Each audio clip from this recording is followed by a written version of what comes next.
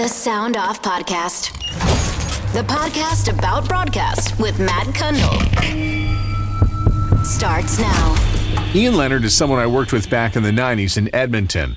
He was a TV fixture in that city for over 2 decades before making the jump down south. Today he works for the Fox 9 affiliate in Minneapolis, KMSP, as their chief meteorologist. Now, unlike other weather talent who did not evolve with the technology and delivery of weather over the years, Ian has, and is now a leader in the space. He's going to tell you how he did it. And now, Ian Leonard joins me from his home in Eden Prairie, Minnesota. You've never been arrested. Arrested? No. How about fined? Well, yeah. Every time I go back to Edmonton, there's 1,000 traffic cameras. And I either get speeding tickets or red light tickets, because driving in the United States of America is entirely different than driving in the country of Canada. I mean, here people go 30 or 40 miles an hour in a parking lot. That's just the way it is. I go 30 or 40 miles an hour on the White Mud Freeway and I get a ticket. Did you grow up in Edmonton? Yeah, I grew up in the west end of Edmonton, a neighborhood that borders the North Saskatchewan River, right there near the Quesnel Bridge. I grew up in Rio Terrace, which back in the day was, I think it was developed when I was born in the mid '60s. So it was a little, it was one of those neat, cool neighborhoods, and now it's kind of one of the neighborhoods that I think time has sort of forgotten. I think it's going through a bit of a gentrification, but yeah, I grew up in the west end of Edmonton. Went to Rio Terrace Elementary School. Every time we would go back with my daughters for something to go and see family, we'd go around the neighborhood, and it got to the point where we would visit Edmonton and I'd say, hey, let's drive around the old neighborhood. And now my daughters are like, no, we're good. We're good. We've seen where your friends used to live. We've seen where you crashed your bike. We've seen all the places. So for me, it's, that's where I grew up. I always tell people where my home is wherever my wife and family is. So my home is Minneapolis, but I grew up in Edmonton. I didn't know this, and I feel like I should have known this. Uh-oh. But you're a second-generation broadcaster. Your dad was in broadcasting. Yeah. So my parents emigrated from England in the 50s, but before they came over, my father sang opera, and my mother was a chorus line dancer. So my parents, obviously a fairly theatrical family, but once they came to Canada, my father was also a sign painter in Manchester, England, and came over, and they needed an artist at CFRN TV, now CTV Edmonton. He started working there in the 50s, and he never got rid of that performance bug. He did radio programs. He was a theater critic on CKXM, which I think became The Bear, I'm pretty sure. And he was the color and play-by-play guy for the Edmonton Drillers and the NASL. So he was always a big part of broadcasting, and he never stopped singing. I was the kid who literally grew up in the television station. I would run around behind the scenes. When everyone was doing everything else, I was the annoying little kid who was saying, look at me, whether it was behind the scenes of Popcorn Playhouse or the CFRN News or hanging out in the green room where all the jocks used to be live. And I got to hang out with all these amazing old performers, the Eric Nevilles and the Ed Kays, and anyone from Edmonton who knows broadcasting would go, my God, those are some amazing names from the past. I was the son of performers, and coincidentally became a performer myself. People in the U.S. talk a lot about how there's a lot of Canadians who are very funny, and they're in the arts. And I tell everybody, and I don't know, there's no scientific data to actually back this up, but I tell people it's because in the heart of the Edmonton winter, when it's 35 or 40 below, and there's huge snowdrifts, and you're a kid, you're not going out. Your parents didn't really go out, and back in the 60s and 70s, you didn't have heated seats and heated steering wheels and remote starts. So you stayed home, or you went over to a neighbor's house, and the deal was you entertained each other, or you entertained yourselves. And that was a big part of my family. That's what we did growing up. We entertained each other. I think that's where my bug came from. That's become a bit of a recurring theme on this show. We had somebody on from Seattle a few weeks ago and talking about the Northwest being a place where people are inside quite often, and a lot of the creativity bug will come out. I've mentioned Winnipeg a few times being the home of, Neil Young, Bachman Turner Overdrive, and the Guess Who, because what are you doing? You're inside. Portage Domain, 50 below. We're jamming. I think there's something to it. I don't know how you would ever be able to prove something like that, but I think it makes a good point that maybe we've gone away from that in today's day and age. I mean, you're in Winnipeg right now. I'm in Minneapolis. We're talking like this, but we're not necessarily together as much. The old living room parties or the parties in your basement around your little tiny corner bar. I don't think those happen as much anymore. I think we're always waiting for the perfect day to get outside and have a backyard party, which we have all the time. And I love having people in my house. I love being entertained by people or having entertaining conversations, or it turns into, music trivia or karaoke or something. And I think in some way, and, obviously we're coming out of the pandemic. Maybe that has something to do with it as well. But I think we don't gather and entertain each other so much as go out and wait to be entertained. I'm more of a, hey, come over, let me entertain you. Let's all sit around. I don't care if we're drinking or we're eating or we're just hanging out. Ooh, look, that was a Canadian out. Did you see that? They just pop in every once in a while. How do you manage to keep that off the air in Minneapolis? I have a little tiny red light in the back of my head that starts blinking every once in a while. So here's a good one. So when I first moved to America in 2003, and I was doing tornado coverage, and I was talking about straight line winds, derecho winds that had blown over big 18-wheelers on I-80. And I mean, it was a vicious storm. Thankfully, nobody was hurt. And I was on the air, and I said a bunch of semis had blown over. And people are like, what is that? You mean a semi or semi? And I was playing hockey. Of course, a guy from Canada comes down to Iowa, and, I get to play hockey. And guys are like, dude, you talk really funny. And there was a guy from Winnipeg who sat me down and he said, look, let's go over a bunch of stuff. And so, a sticker that you put on your car is a bumper sticker. Decal. No, a decal. And I call it a decal. And they said it's a decal. And the black top that goes on parking lots, well, that down here is asphalt. And I grew up in a British house where it's asphalt. And there are just some words that are really hard for me to click away. A parkade. You go to the airport in Winnipeg, and there's probably a parkade, right? Well, here it's a parking ramp. And a parkade is just a long strip of a street where you park your car. And so over the years, you just learn to have the Canadian side of your brain. Shh, quiet. Shh, you're not Canadian side of the brain. Be quiet right now. It's the other side of the brain who's going to talk. And then the American side of the brain comes through and uses the proper words. But there are times when it slips out, like motorbike and motorcycle. Motorbike is, people look at me like I'm cross-eyed. They're like, what's a motorbike? I'm like, well, a motorcycle. No, that's a motorcycle. What's a motorbike? Well, anyway, you get where things are going here. When I moved to Edmonton in 1994, the one thing that I knew was, because all I heard about was it's cold and it might be boring for somebody who was coming from Montreal, which by the way, it was cold, but it was certainly not boring. However, I knew that I'd be spending a lot of time working on being on the radio, because that's what I did. I'd be at the radio station all day. Everything I did was radio related. I sometimes think that, to your point about creative places, that, being inside and socializing and, you'll spend a lot of time honing your craft and getting good at what you do. And that's exactly the point. I think your creative juices are honed because you're forced. I mean, look, nothing against sunny and 75 degrees in San Diego, but when you're always out rollerblading on the boardwalk or surfing or hanging out with people outside, I think Mother Nature is kind of pulling you off course. More often than not, you're forced inside when the wind is howling and it's snowing, and I think that helps hone whatever skills you're trying. Maybe you're a master carpenter, right? So you get really good at putting together cabinets and using miter saws and all that other sort of stuff. But if you're using a different talent, if you're using a talent of your voice or your brain, or you're an actor or you're a writer, I think Mother Nature does you a favor by keeping you inside.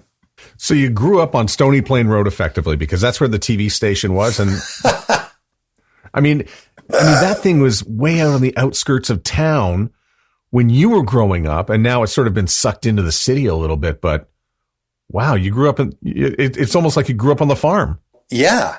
There was no West Edmonton Mall. There was really no West. You know, where the TV station was, where CFRN, now CTV Edmonton, it was a gravel road. It was basically developed to look like an old log cabin. Yeah, and that's where my father worked. There are still hallways in that building that are original, which was always bizarre for me because I would walk down the old hallway in television sales and think, this is the hallway I used to run along with my dad's partner at the time at CFRN in the art department. His name was Al Thompson.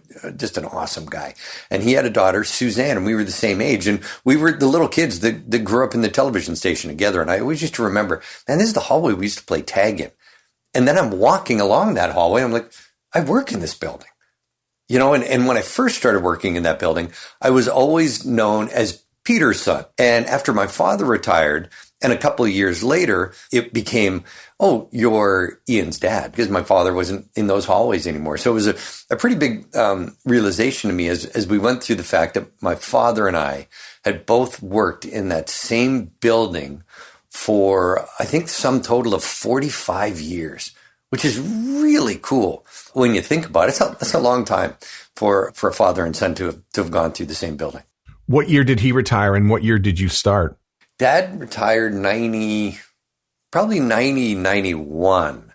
And that's when I had come in. And, that's when everything was beginning to change. You know, my father was an artist. He used to hand draw the maps for the news back in the 70s when they'd say, oh, there's been a terrible accident on 156th Street and 76th Avenue. And the camera, you know, there were no computers. The camera cut to a hand drawn map. And that's what my father did in the art department during the day. Worked for news and obviously the television station, creating logos and sets and things. But, you know, computers came in right at the end of his career, and it was a daunting task. Anybody who's toward their end of their career to adopt something new like that. But I think my dad just sort of knew. And in the meantime, my dad had always been a set designer, and that became more of his passion as he retired was set design. And I would go and I would help him paint sets at night when no one was around, and we'd paint, you know, these iconic cityscapes in the background or trees to make it look like a forest out the window of the back of the set. So I'm thinking back, at some point, the radio and the TV stations were owned by different entities. Mm-hmm.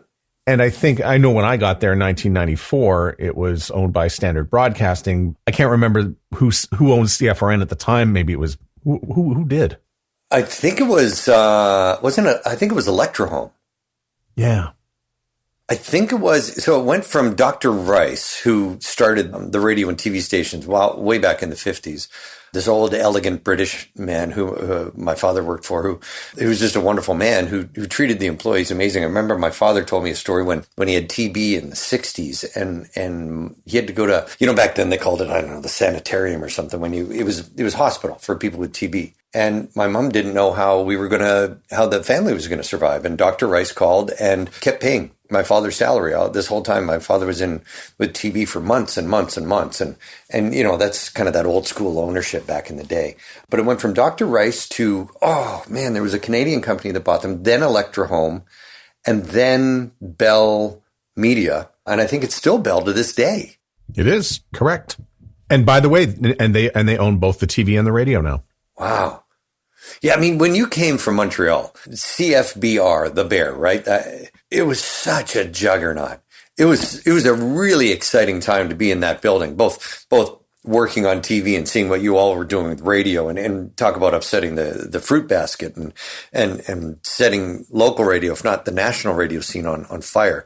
It was really cool for me to be near that and see that creativity that you talk about coming from Montreal and being locked in the radio station and coming up. What are we going to do next? Who are we going to hire next? What are we going to do? And, you know, I always think back to when you're first coming up in any business. Doesn't matter what it is. It could be construction or radio or TV or acting or accounting.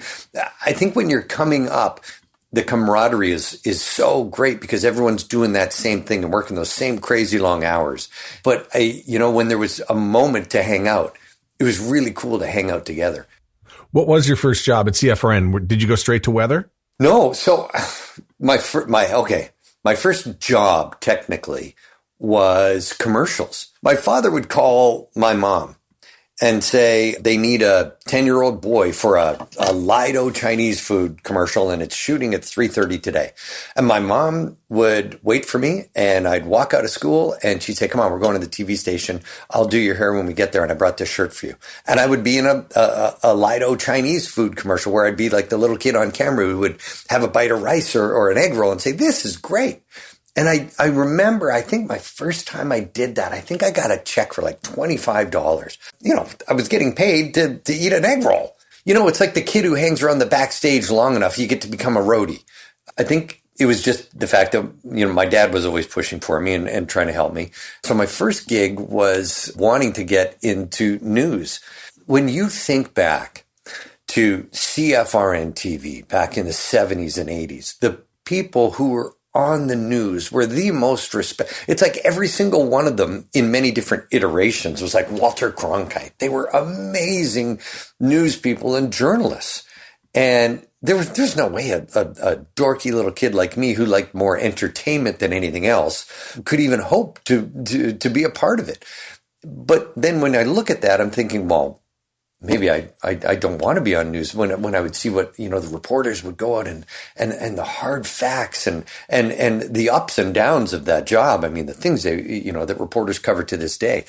And I always thought, well, weather is the one thing that looks like it has a degree of performance to it, a degree of performance mixed with science. And way back when we started calling it, me and my father started calling it that weather was more infotainment. I've always used that word to this day because, weather doesn't have a script. There's no teleprompter for the weather. It's basically creating the forecast, doing the math, and then making ostensibly what is a really fancy PowerPoint. But that PowerPoint are those really fancy, nifty graphics that are behind us on the green screen. And there is a degree of performance to passing along that information. And to this day, I still... I can look up to heaven every day and say, thanks, Dad. It's all about infotainment. So no, my first gig was doing some rock video stuff where I think for me is where I learned how to talk to people, because somebody would say, hey, there's a band coming to town. Would you like to talk to them? And I'd say yes. And you'd get a press release and it would have 8 talking points about the band. And I'm confident that most people would sit down with that band in a little room somewhere and basically extrapolate on those talking points. And you could see it. The first time I ever talked to a band, I could see it in their eyes. They're like, oh God, here we go. He's going to go the talking points. And they would have the very canned responses. They were great. I mean, it was a well-rehearsed dance. And I started thinking, there's got to be a better way to this. And you bring up Burton Cummings earlier, the Guess Who. And I'll never forget it. He was doing some album or something, and I got a chance to interview him. And he brought in a little electronic keyboard, and he was sitting there, and we put a solo spot on him, and I was off to the side. And in the middle of the interview, this is in the studio. In the middle of the interview, he lights up a cigarette. And my producer walks over and says, there's no smoking in here. And his handlers from the record company walked right up to the producer and said, he's Burton Cummings. And Burton Cummings just kept smoking during the interview. And that's the way it was. And I think I learned a lot about entertainment and dealing with people and talking to people. And I think I've tried to bring that somehow into what I do every day on the news, the way I interact with the co-anchors, the way I read people, the way I interact with news reporters when we're talking about climate change or flooding or tornadoes or straight line winds or heat waves. I've always tried to make sure that it doesn't become a talking point. Yeah, actually, I think back to the 1987 tornado in Edmonton, which was big news. And, right. You can't obviously do, your regular forecast around that sort of infotainment. But I remember that being the 80s were really big in Edmonton. I mean, the Oilers and then the TV news, you're all superstars and Daphne and Daryl and just the incredible personalities that were on the television in that time, because really it was the only game in town. Yeah, and it was a different time. There were limited channels, although we were starting to get U.S. cable feeds from Washington, so you could watch, ABC and NBC and CBS, but you never turned to them for news. You watched your primetime programming, from the U.S. But you're right. If you were near a TV And it was 6 p.m. I'll tell you, that television was turned on and it was locked on CFRN. And they were stars. They were big stars. Daphne Kuhn and Daryl McIntyre and John Barry and Al McCann. They were the quintessential television stars of Edmonton, Alberta. And I don't think you can ever cook that again to make it like that, because there are just so many options out there for whatever you want to watch, whether it's news or weather or entertainment or movies. Here in Minneapolis, we started a new Fox National Weather Channel about 6 months ago out of New York. And, you want to talk about trying to slay the dragon. The Weather Channel is massive. It's a huge part of people's vernacular, and working against it is something that we've done very well. But I would imagine that's what it was like in Edmonton in the 80s, and you were at ITV or CBC, and every day you probably show up and go, oh my God, we got to go up against CFRN again. And, they had the reporters like Janice Johnson and Bob Makachuk and Fred Kazikoff. God, I can't believe these names are even coming into my head. That's amazing. Earl Morgan. Do you remember Earl Morgan? He had a sign off. So Earl Morgan. He had this crazy voice. I can't even do it. But all these people who were the TV stars of the day, and rightfully so. It was a great place for me to come up and learn about broadcasting and learn about journalism and learn about television. But back then you could also smoke on the news set, or in the TV station, and it was a different time and a different place, a good time and a very good place.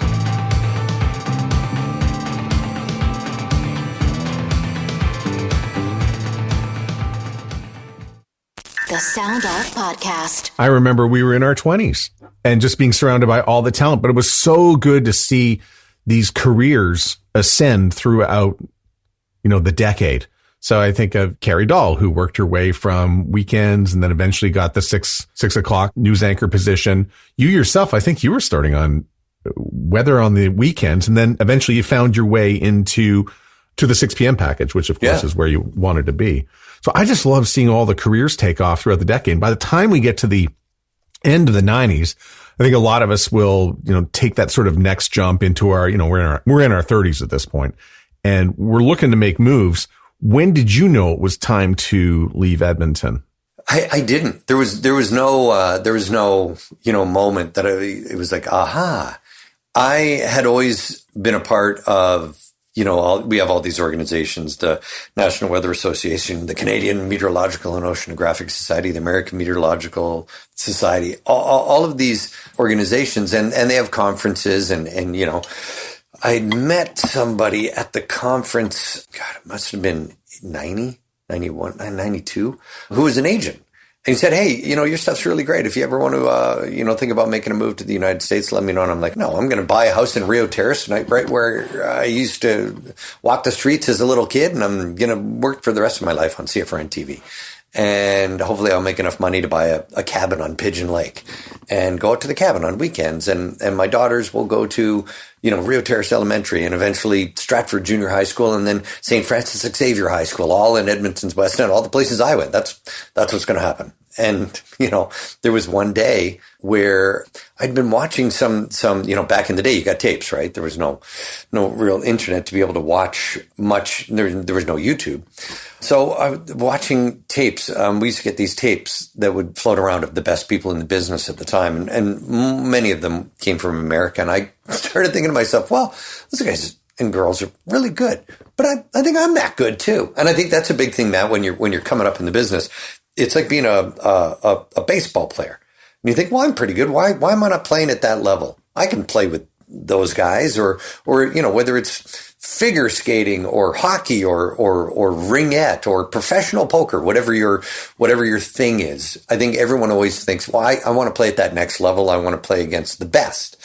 And I think that was my moment. Lo and behold, probably 6 months after, in about 2001, just after 9/11, into 2002, we started getting job offers. And, that's great. It's almost like being at a dance and everyone's asking you to dance, and it makes you feel really good. But we never thought right at that time that we were going to do it. There was no, this is what we're going to do. Start packing the boxes. Make sure everything's ready to go. There was never any of that. My agent always said, anybody who wants to talk to you, you have to go talk to them because you never know where they're going to end up one day. And if you make a good impression, you make a friend, it could help you down the road.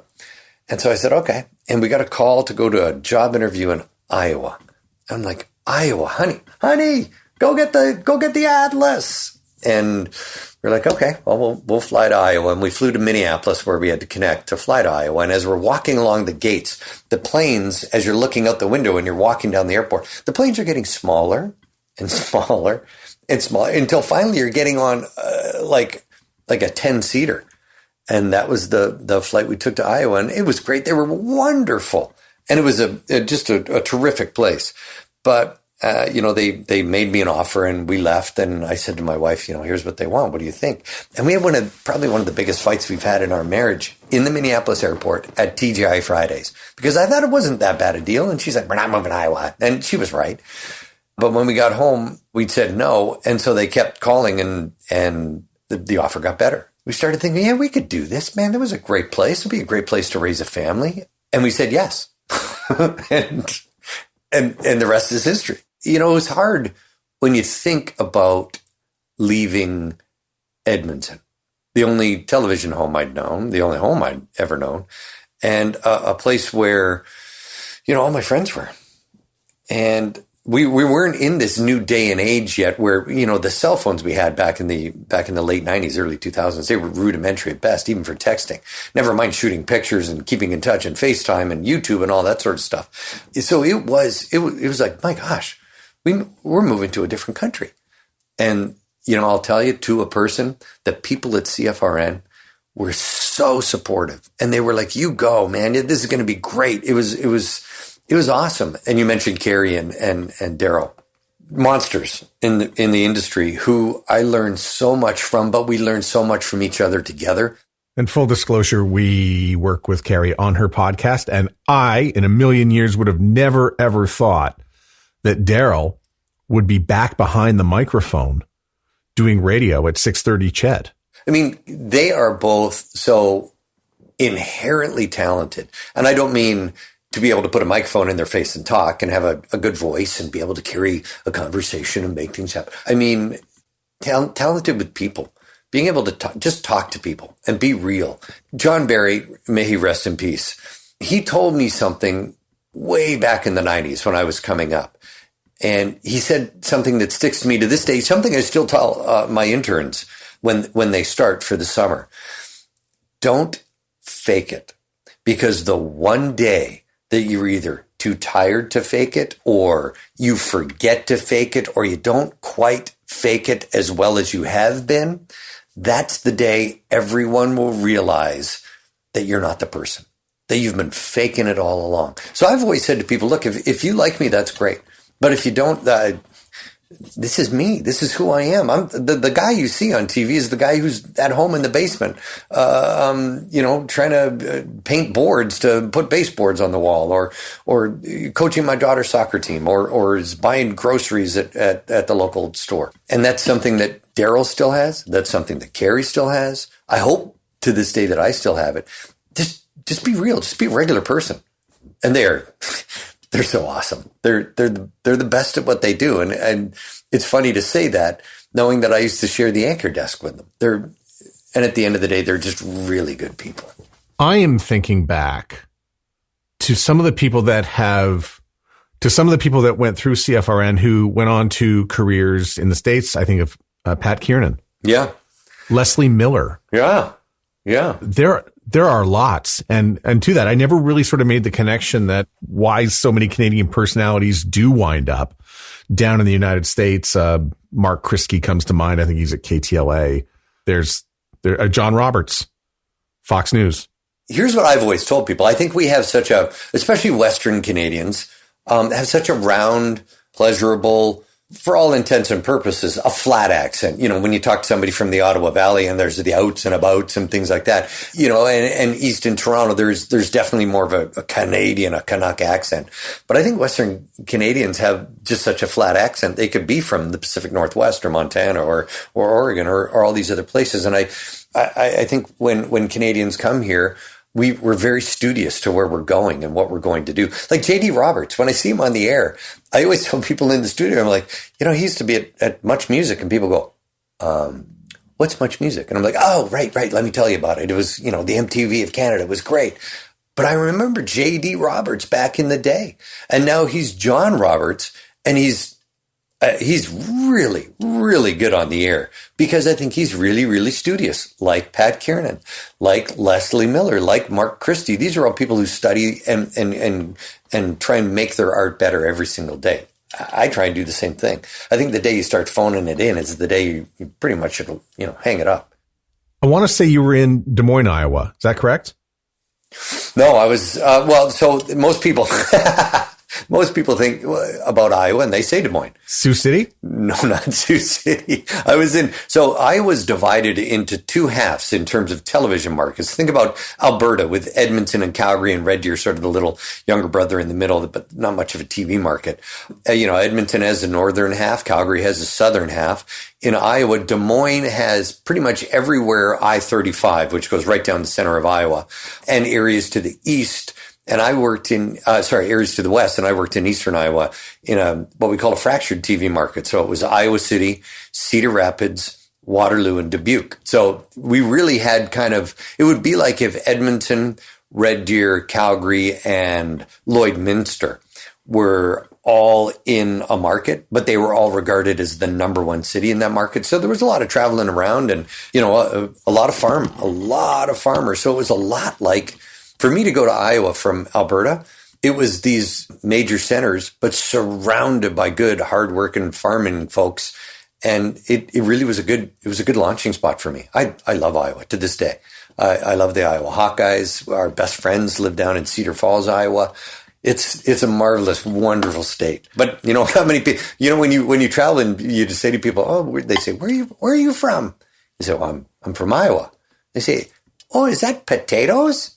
You're like, no, that's Idaho. It was great. I loved it there. We loved our time there. And we were really lucky that the company we went to work for valued hiring a Canadian and bringing a Canadian down and everything that encompassed. You know, as a Canadian, you can't just go, I'm going to go work in America and just step across the border and start working. There's a lot of paperwork and there's a lot of lawyers and all that sort of stuff. And the company we came to work for, a company called Raycom Broadcasting, understood all of that and jumped through all the hoops and did everything for us and made it seamless for us to literally step across the border and start working.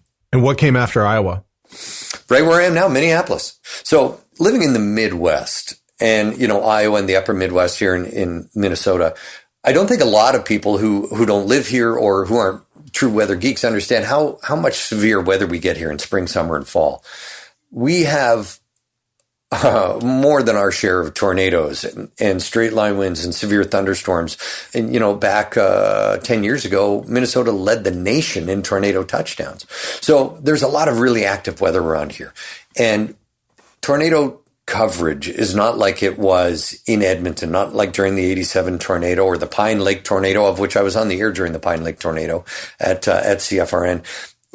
Here it is become, it's less about actual stone cold hard ratings, more about public service and doing the right thing and being on the television and getting that information across and being the calm voice in the heart of a storm there where people can get hurt and lives are taken and property is wiped out.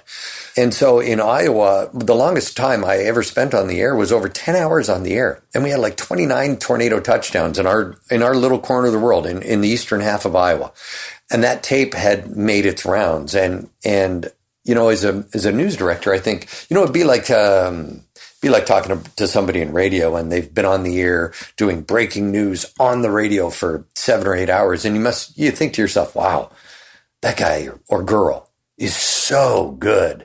They were able to carry coverage for 5, 6, 7 hours. And I don't know where they learned it, but get me that person on the phone. And I think that's what happened with me with TV. But Minnesota kept calling. And I drove up one day and I thought, man, this is as close to living and working in Edmonton as I will ever find anywhere in America. And it was like a match made in heaven. And they accepted me for who I was. I mean, I said, I'm not going to fake it. I'm not going to do anything big or crazy. This is me. And we got here in 2006. And we're still here. So I think we're doing okay. Oh, yeah. I think you're doing great. We might have to edit that part out if something happens. But yeah, I mean, 2006, I've been the chief meteorologist of Fox 9 in the Twin Cities since then. Ratings are good, but the TV that we put on the air is better than ratings. There's a lot of great people in this market, not just at Fox 9, but at Fox 9's really great, caring people who care about the community. And listen, we've had, I don't think it's any secret, Minneapolis had a rough go over the last few years. And now we're coming out the other side of the pandemic and the riots. And I think we're going to be a better city for it. By the way, I want to thank you for reminding me about Pine Lake. I completely forgot about that tornado. Tornado of which that I think I was kind of in it. I was in Camrose broadcasting live back to Edmonton we were at, I think, one of those shows. Yeah, it was like, the outdoor festival. Yeah, some big what's that one called? It might have been called Stage 13. And it was the rock version of whatever the country one was supposed to be. Big Valley Jamboree. Yeah. And so all of a sudden the warning comes on the radio and starts to warn the city of Edmonton about a tornado that's actually going to be going through where I am. And at which point we come back on after the warning had gone off and said, well, if a tornado rips through here, we will be attached to the giant Molson Canadian cans. Right. So you can, so we started to talk about our impending death which did not make for a great afternoon show. And here we were sitting in trailers and welcoming these, bands in to talk to the bands about all of our impending death because a tornado was on the way. And yeah, Pine Lake was probably about 100 kilometers south of Camrose. And I forgot about the devastation that took place there. Yeah, it's, that was, memory serves. I think it was a Friday night. Oh, absolutely. It was a Friday afternoon when the warning bell started. By about 5 or 6 o'clock, the system went through and there it was, And listen, I say we, I'm lumping myself in there. We had a terrible infrastructure to warn people about severe weather way back then. The Pine Lake tornado came over a ridge and came down into the valley and hit the campground beside the lake. And then skipped across the lake and touched down a couple more times before finally lifting. Breaks all those myths, right? Oh, a tornado doesn't happen near water. It can't jump over water. It can't be near a lake. Broke all the myths. But you couldn't see it coming. And we had no way to warn people. We didn't have outdoor warning sirens, of which a network we have down here in the upper Midwest. There's one in my neighborhood. There's one in every neighborhood. There's tornado sirens everywhere. We do a good job, a much better job than we ever did. I remember after Pine Lake, I was on the Canadian Association Board of Broadcasters on their severe weather board. We were trying to figure out how we can do a better job on TV, on radio. How do we warn people about this dangerous, life-threatening weather? You're thinking, well, we're talking to, we're talking to 5440 here in the trailer and hold on, boys. Apparently there's a storm coming. So guys, tell us about your latest. I mean, it's we didn't have a good way to tell people, I think and I think we're doing a much better job. I think even in Canada, they've come up with a much better job. Environment Canada finally came on board with what we use down here in America called SAME codes, SAME, which breaks areas of Alberta up into little bite-sized pieces, little tiny segments that can be warned more efficiently than large geographic areas. So Pine Lake, all I remember is I was on the air and in my ear, the producers were telling me that all of the air ambulances from Edmonton, Calgary, and Red Deer were being scrambled. And that was something I'd never heard of. I remember getting off the air. I'll get emotional about it. My wife had come to the station because she'd heard what was going on. And she came to the station and I got off the air and I was I was gutted because, people had lost their lives in a tornado, and there was no real way for us to warn them. And I was on the air, and it was that was a terrible day. Mm-hmm. It was July 14, 2000. Yeah. It was awful. I can remember exactly where my wife met me in the station.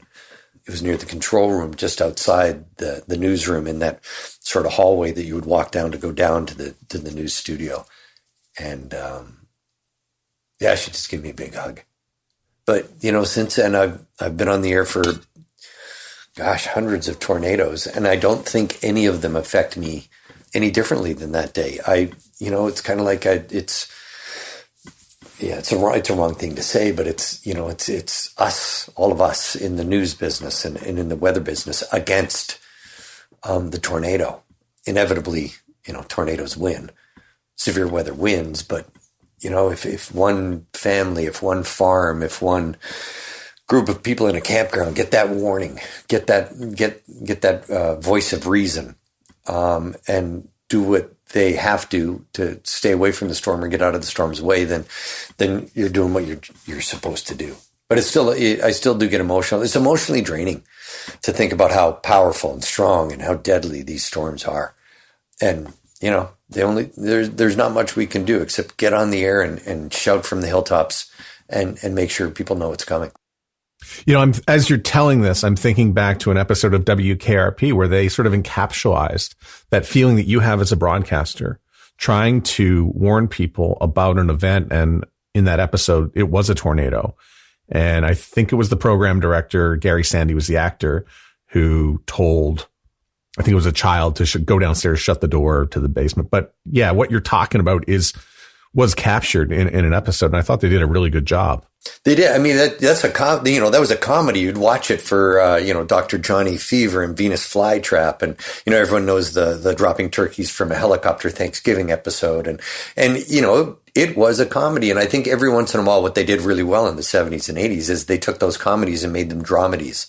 So they infused some drama into them just to show that life can be real. And yeah, I remember that episode. And it is an emotional time covering severe weather, both before, during, and after. And I think that's what I went to, what I said earlier about phoning it in. Once it doesn't become that way for me, then it's time for me to be that guy who used to be on TV. But I'm still that guy. And further to that, WKRP also did an episode involving the tragedy with the Who, where 11 kids died at the concert. And they had no choice but to do it because, hey, we're a radio station. We're set in Cincinnati and this happened. And the network was not happy that this was going out, but they went and did it anyway. And of course, it was the right thing to do. Yeah, I think when we reflect what happens around us, we're better broadcasters. And though they weren't broadcasters, I mean, there was a television show. They were actors, but even then still, when they reflect what's going, my wife and daughter love, my youngest daughter, she's 17. They love watching Law and Order SVU. And they're going through a whole segment of it right now where, they're wearing masks on SVU. They're reflecting what actually happened to all of us with the masks and the pandemic and the things shutting down and everything going on. And there's a part of me that values that so much that they're not just brushing over it. And it's the same with, those two episodes of WKRP.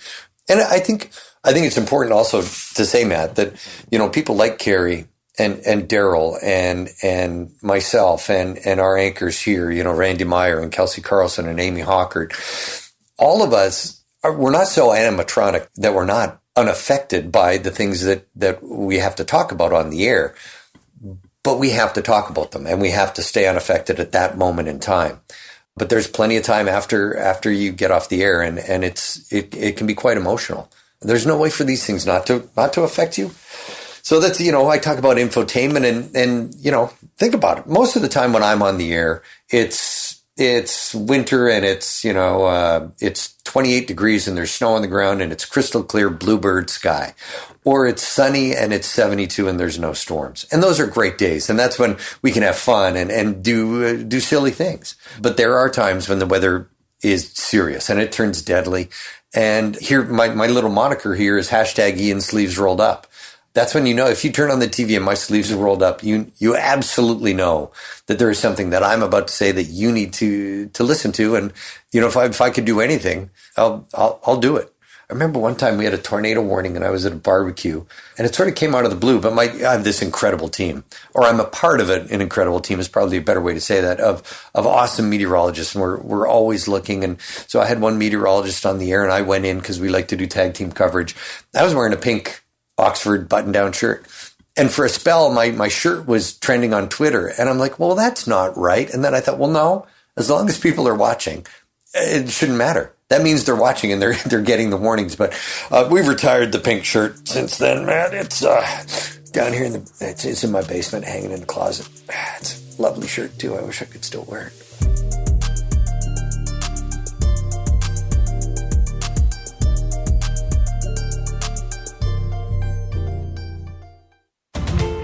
This podcast supports Podcasting 2.0. If you like this show or are getting value from it, hit the boost button now. If you don't have a boost button, you can get one now at newpodcastapps.com. So I moved to Winnipeg in 2006, and you moved to Minneapolis at the same time. The two cities separated by 8 hours. I think if people in Winnipeg want to do some serious shopping, you go to Minneapolis and you take in a game. It could be a hockey game. So I went to see a Vikings game. And there you were. You were up on the big screen doing a little cut in for Fox. I don't know why you would need to do a weather hit because the game is indoors. At the time, it was at the Humpty Dump. And well, Matthew, we call that marketing. It's a way to reach more people who are a captive audience. And but then there I was going, hey, look, I know that guy from like 3 cities ago.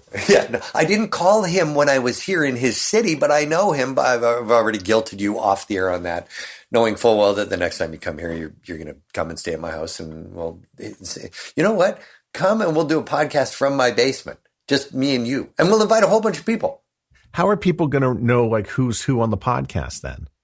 We'll wear name tags. Oh, no, wait a minute. This is radio. We'll have sound effects that'll, someone will have a little squeaker. It'll be like that wacky radio morning show. Yeah, it will be the afternoon drive from Lenny's basement. And we're back. I think that we could do a video one. We'll get some Vikings or some Minnesota Wild players and we'll just have some fun. And of course, make it all about Minnesota and me, but you can come too. That'd be fun. I'd love to do that. I think, I think the one thing that what you just said, people from Winnipeg, it's important to note that our signal does go. I think you get us on cable up there, don't you? Or maybe you don't. I'm trying to remember if I do. I know one of my Fox affiliates is out of Rochester, which is just fine with me because I'm a Buffalo Bills fan, so I can get a little bit of action out of that. Really? But I think the other Fox affiliate is yours. Thanks for your support. Thanks for watching. Really appreciate it. I do need to ask you though. Tell me about the importance of social media to your job, because I know you're active on Twitter. You're one of the first to get the warnings out. Is that where you go first? Is there an order of operation, when there is a weather disaster into getting the stuff out? That's a great question. So yeah, very active on social media. There are times that other weather teams, other meteorologists, not just here in Minnesota, but across the nation, will start talking about storms a week away. And I've always thought that's too far. Look, I'll be the first to tell you that we don't get it right all the time. Ooh, big secret. I've unlocked the secret to weather. But that happens. We're forecasting chaos every day, and we're trying to march that chaos forward in time and tell you what's going to happen. And sometimes it doesn't happen.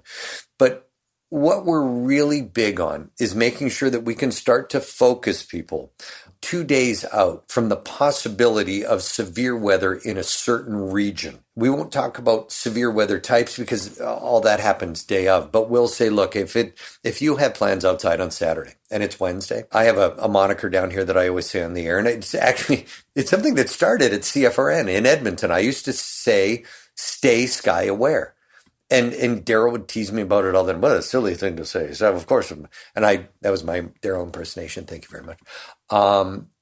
So I still say it to this day, and it's become our big hashtag on social media as well. Stay sky aware. Saturday, some storms are coming through. Just know that and keep an eye on the forecast. So then Thursday, we can hone that down. Friday, we can hone it down. We can talk about storm types, probably storm timing, and a much better idea of location, because our computer programs and our computer modeling has gotten so much better.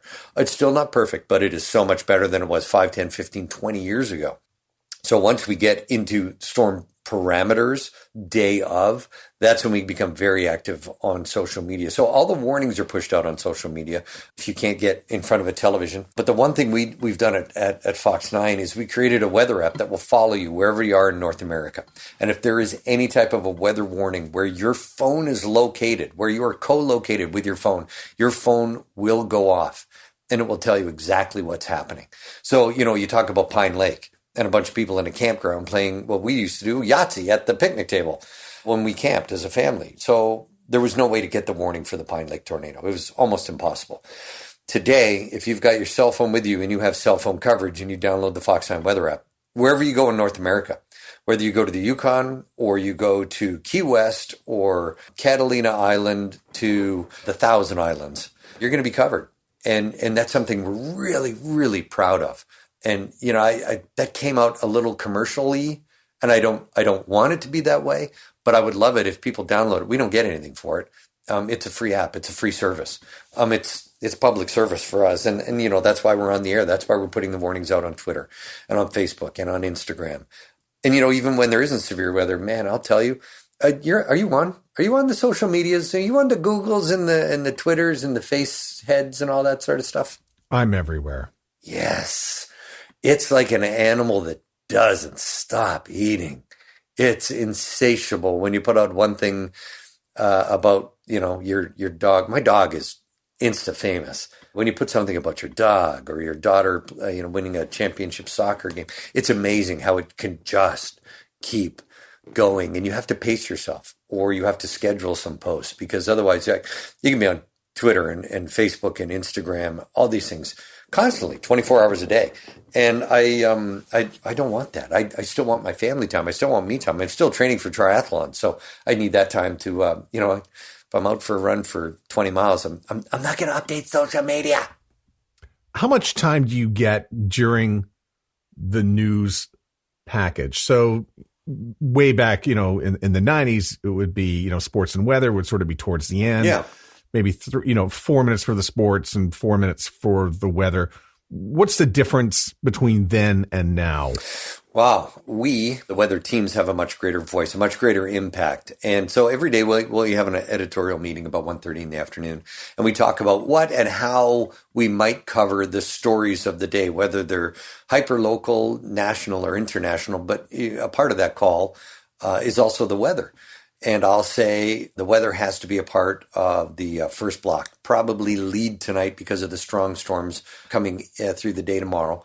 We'll be in the A block, we'll be in the B block, and in the C block. So there's a much greater presence because weather is a much bigger factor for people's lives going through the next 24 hours. Now, with that said, there'll also be, it's sunny, it's 70, it's going to be this way for 4 days.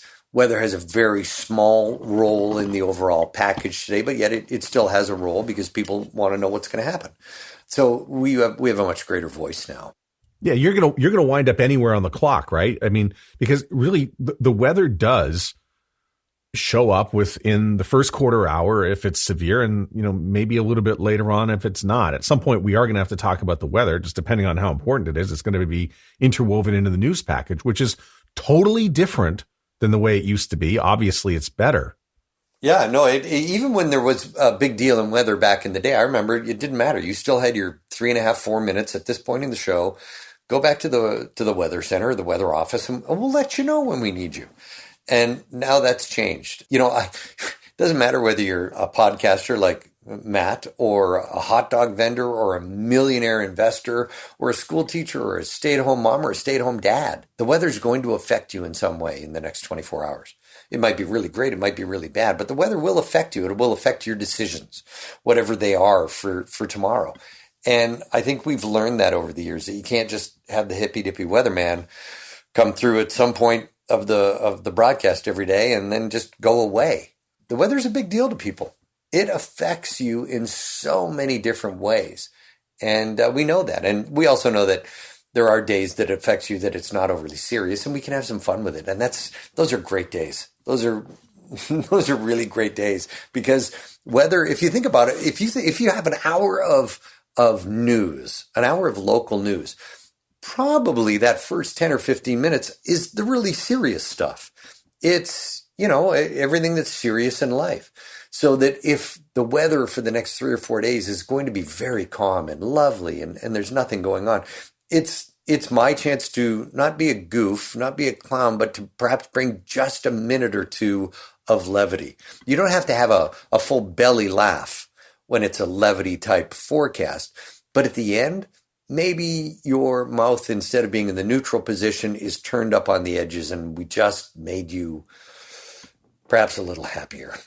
And so going all the way back to what I said earlier, weather in so many ways is more infotainment than any other part of the daily news.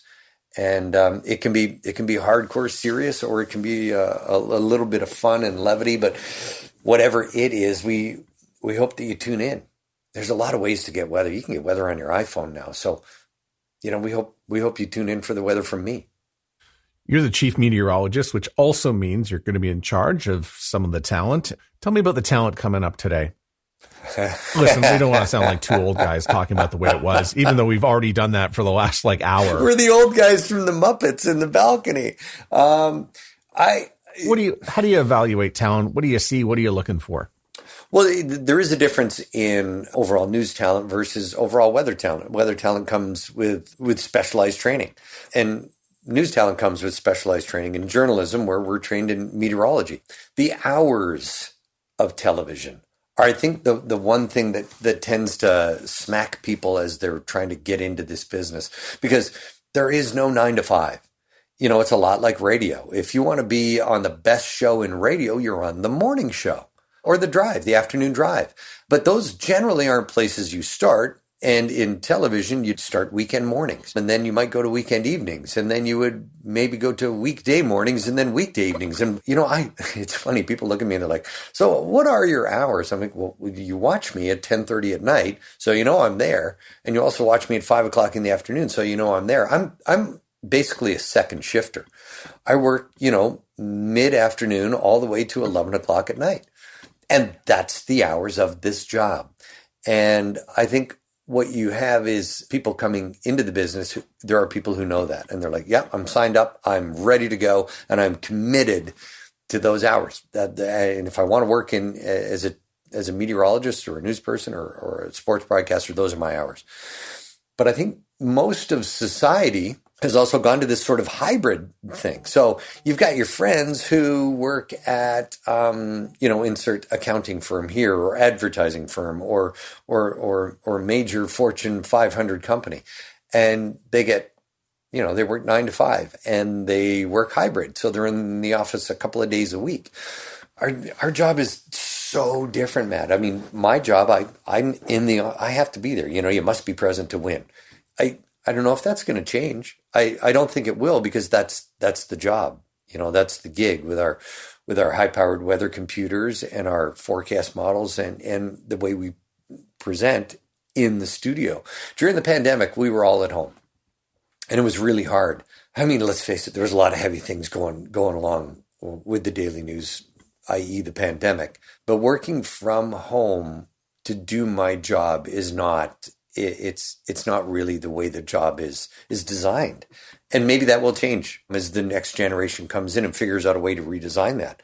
I guess, if there's somebody listening, they're like, wow, I'm doing my meteorology degree right now, and I really want to do it, but I'm not sure I want to work nights or weekends or mornings. I would say that you should shift your focus and go into what we call operational meteorology. Go work for Mobil or Shell or an airline, or, there are a lot of companies that need meteorologists for what they do. But in TV, I think we're kind of married to that weird time of day that we work. And there are some amazing younger people coming into the business right now who are so dedicated. And it's funny, you look at them and you say, oh, that's me. You know what? When I first started at CFRN, people would walk into the studio, and the studio would be black, except for they have these little work lights that are up in the rafters, and there's only a few of them. And I would be on the weather wall rehearsing. No cameras, no lights, just rehearsing in that space, because the weather wall is kind of like a stage, a very small stage. And I wanted to get better at being in that space and owning that space and being a part of that space. And that's one thing I always try and pass along to interns is the infotainment part. You've got all the info, you've got the degree, you've got the meteorology, you can do the math, you're really good at forecasting.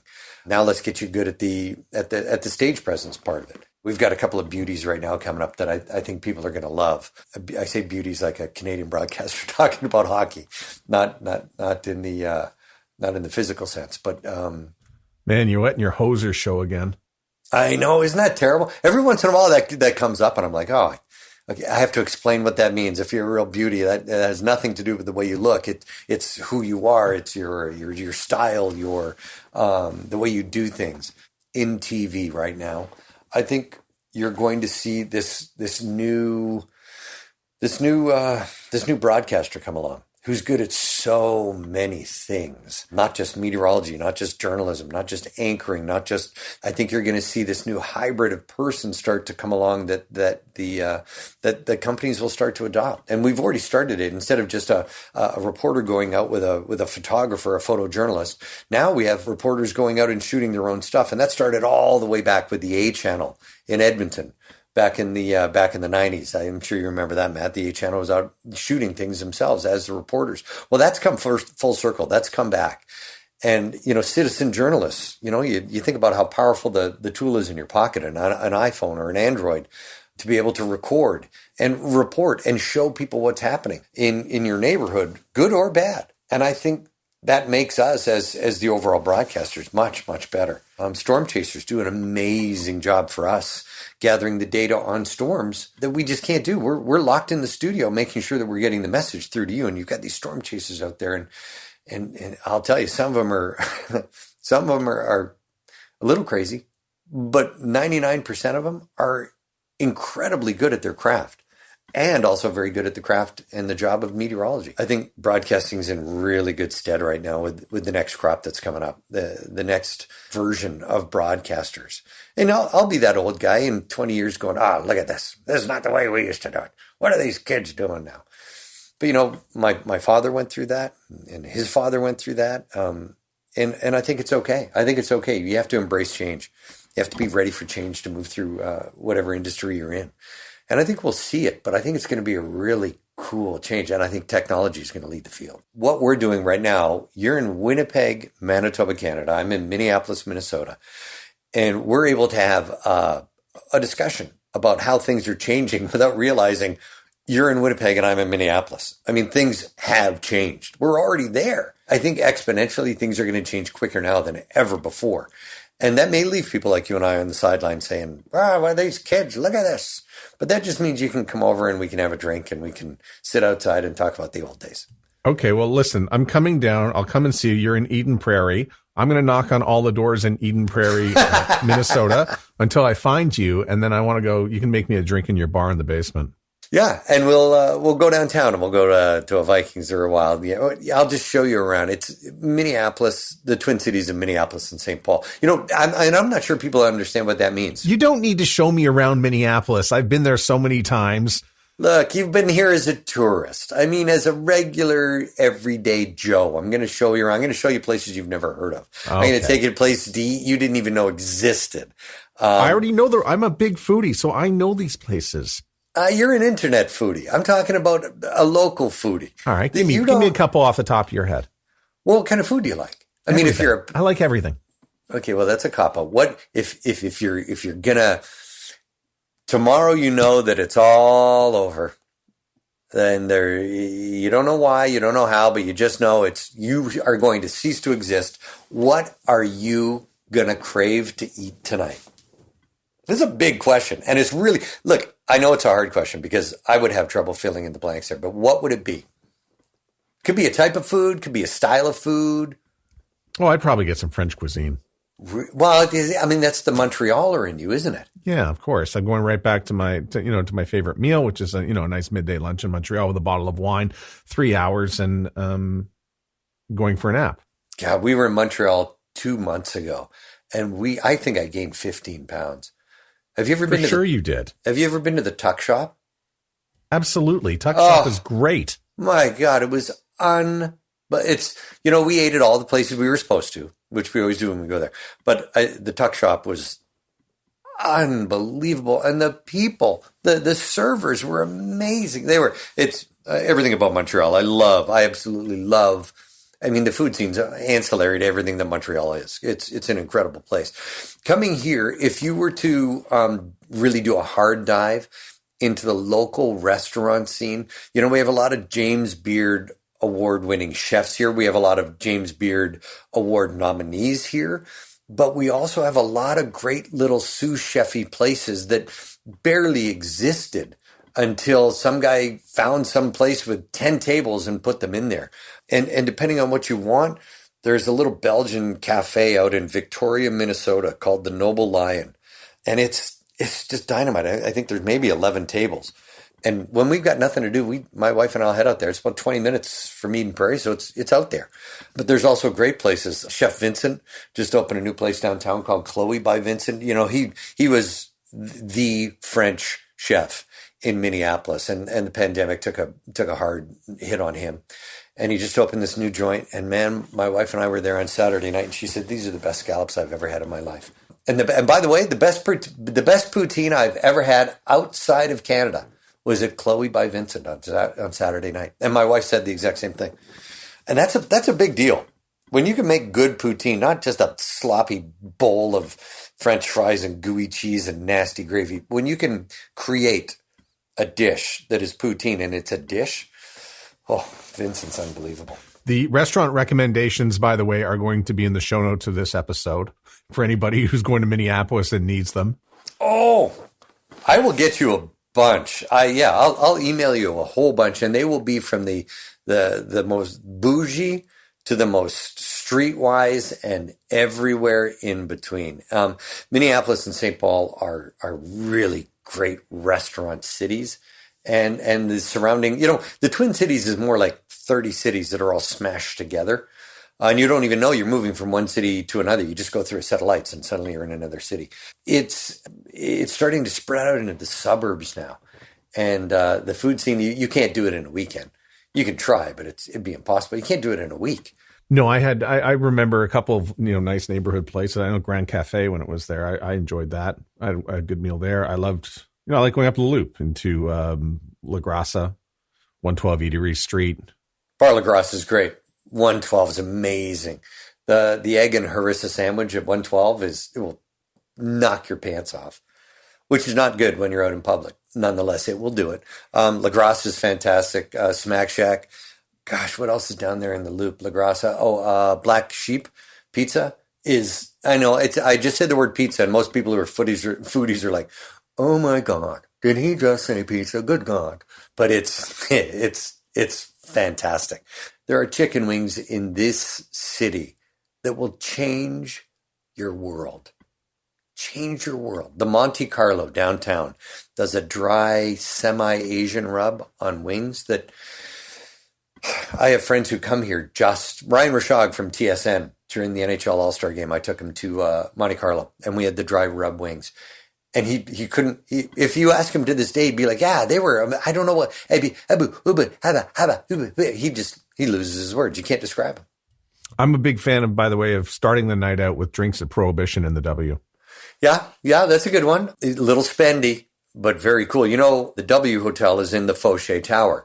That was the original home of the television station that I work for, Fox 9. That's right. Little trivia for you there. The Fauché downtown, gorgeous, right there off Marquette. Beautiful, lovely. But oh my God, we have to get you away from there and out into the suburbs because there's some really cool stuff happening. But look. Oh no, I'm always getting in an Uber and going out to eat. There's, I'll go to the Loop. Yeah. But generally in the downtown area, unless I'm hungover and need to drop by Hell's Kitchen for one of those big Caesars. Yes. I'm sorry, for one of those big Bloody Marys. What did you just say? How dare you try and Canadianize our drink? That was a big mistake. And funny, the funny thing, this is the greatest thing. When you live in America and you've lived here for a long time and Canadians come to visit and they're like, if I could just get a Caesar. And you're like, dude, no, let me make you a Bloody Mary. And they look at you like you're about to give them a shot of cod liver oil from the 1950s. Here's your medicine. Time to take your medicine. A good Bloody Mary blows away a good Caesar by 1,000%. There, I said it, okay? There, bring the hate mail. I said it. I would agree with you, especially if you pick the right tomato juice.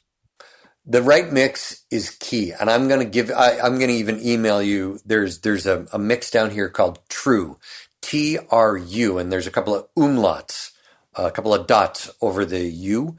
It'll change your world. And I think I just made an endorsement. I didn't make that. I'm looking at a bottle on my bar right now. It's just, I drink it by itself with no vodka or anything in it. I drink it all the time. When I'm training for my triathlons, I need lots of sodium.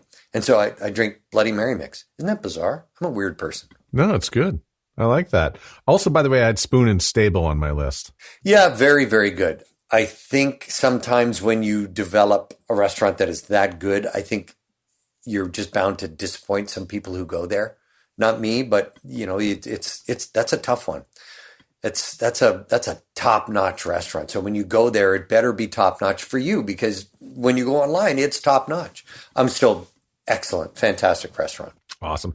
Ian, it's been awesome talking to you again. Has it really? It has. I talk a lot. I don't give a lot of information. They're massively long sound bites. I don't know.